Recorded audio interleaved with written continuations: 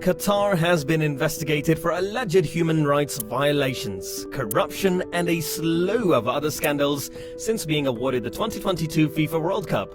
Should Qatar host the 2022 World Cup?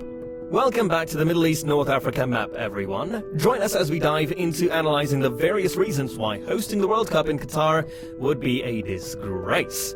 When a heat wave hits a Western country unaccustomed to such temperatures, an enterprising TV news crew will almost always try to fry an egg on a car bonnet, or even pavement. If they tried that in Qatar, they could open a cafe selling fried egg sandwiches to passing Brits, because the heat, as you already know, will be unbearable. The crazy ideas, including air conditioning for the grounds and floating solar clouds to shade the pitch. According to the Daily Mail, these prove unworkable. So if the tournament is to be played at the traditional promised time of the year, it will be in the averages of 105 degrees Fahrenheit, according to Al Jazeera. The consequences of forcing people to play sports in such conditions should be obvious. But for an example of what could happen, look no further than the Australian Open this year, when play was called off on several occasions due to temperatures exceeding 105 degrees, and Britain's Jamie Murray had to be treated for heatstroke, according to The Guardian. Unlike in tennis, FIFA does not have a policy in place for extreme weather conditions at its tournaments, instead advising players to drink plenty of water. Unfortunately, they did not impart the wise advice that players should probably breathe in and out if they wanted to keep running around. Some may argue that World Cups have previously been played in extreme heat, and they have, not least in Mexico and various South American countries. However, the game has become so much faster and more athletic in recent years that this type of heat is simply dangerous.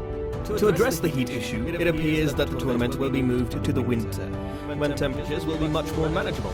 Of course, this creates a number of issues, not the least of which is that the European leagues will have a 2-month break in the middle of their season.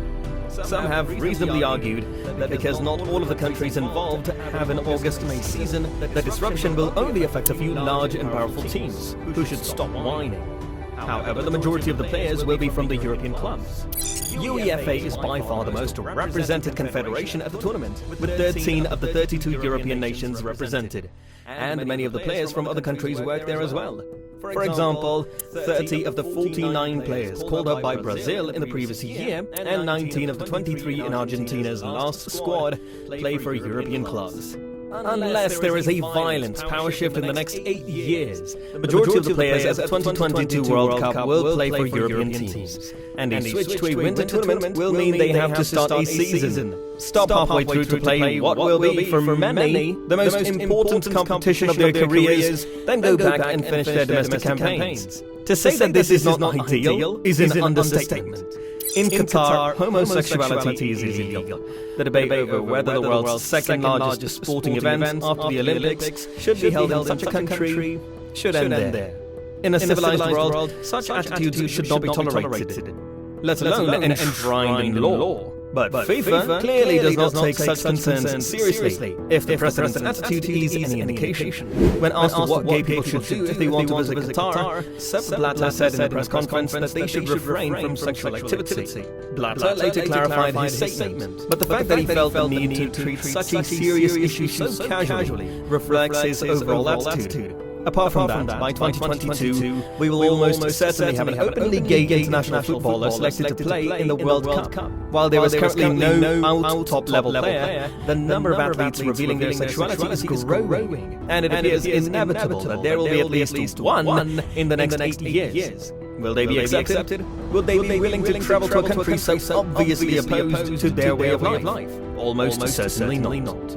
Migrants from Bangladesh, India and Nepal are being exploited while working on the refurbishment of the Showcase Khalifa Stadium and landscaping the surrounding gardens and sporting facilities known as the Aspire Zone. Some people are subjected to forced labor. They are unable to change jobs, leave the country, and must frequently wait months for payment. Meanwhile, FIFA, its sponsors, and the construction companies involved stand to profit handsomely from the tournament. Many migrants come to Qatar in search of work in order to escape poverty and unemployment in countries such as Nepal, Bangladesh, and India. However, in order to get a job, they must pay a high fee.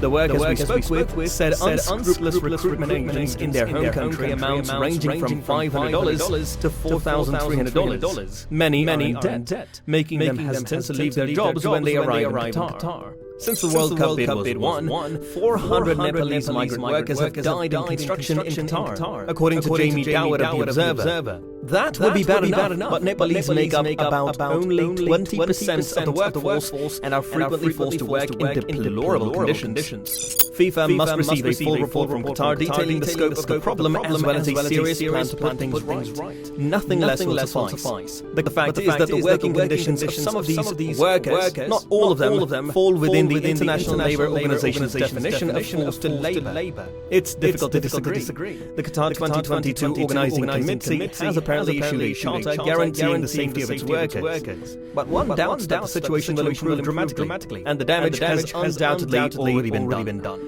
This World Cup will be a bloodbath. This is a country with no real football history, so it's hardly surprising that there is currently no real infrastructure capable of hosting a World Cup-sized event. The stadiums, hotels, and other infrastructure required will cost somewhere in the neighborhood of $220 billion. In comparison, South Africa's preparations for the 2010 World Cup cost $3.5 billion. Consider for a moment what that money could be better spent on. It's essentially a pointless exercise because it's unlikely that if Qatar loses the World Cup tomorrow, $220 billion will suddenly be spent on grassroots football or donated to charity. But it still appears to be a heinous waste of money. Here's the real kicker about Qatar's current infrastructure woes. The city that will host the final, Lusail City, does not yet exist. To accommodate the tournament, they'll have to build an entire new city about 15 kilometers north of Doha. It would be laughed off as completely implausible in a film plot. All of the preceding 5 arguments are theoretical. Nothing can or will happen without FIFA's intervention, but they do have the ability to relocate the World Cup. There is still time to act. With only 8 years left, a country with more established infrastructure can take over with minimal funds, eradicating all of the other issues listed in this article. The decision could not be made at FIFA Congress, which is scheduled for next year. Of course, it's unlikely, but it could happen. To say that the 2022 World Cup in Qatar has not been universally welcomed is an understatement. From the heat to Qatar's dubious human rights record to the proposed switch from the promised summer tournament to a winter tournament, it would not be a surprise if FIFA pulled the tournament from the Gulf states. Should they though? After all, the tournament was chosen through a free election of FIFA delegates. They chose the location. So changing their minds and giving the competition to another country would be a huge U-turn. However, in this video, we've seen a number of compelling reasons why the tournament should be moved from Qatar to a more deserving country. And with that being said, it's time to end our video. But before we do that, we would like to know what are your views about this. Let us know in the comments. Like this video and make sure to subscribe to the channel for more amazing videos like this. We'll see you in the next one.